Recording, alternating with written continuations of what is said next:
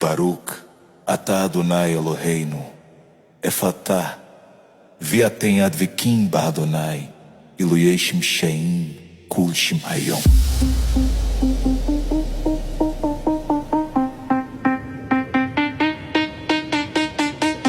Bendito és tu, Senhor, nosso Deus e vós.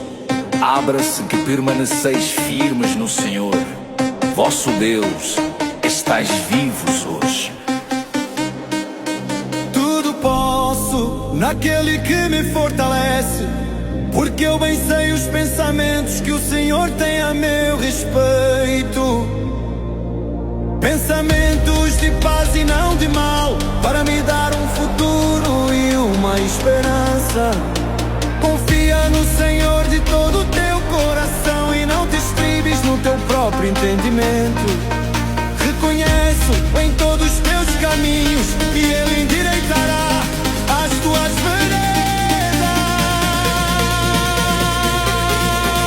Mas os mansos herdarão a terra e se deleitarão na abundância de paz.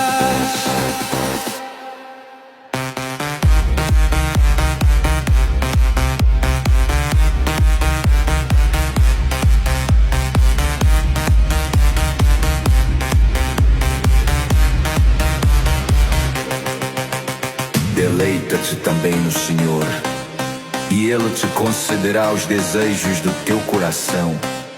Entrega o teu caminho ao Senhor, confia nele, e o mais Ele fará. Pôs nos meus lábios um cântico novo, um louvor ao nosso Deus. Muitos o verão e temerão, e confiarão no Senhor. Cria em mim, ó Deus, um coração puro,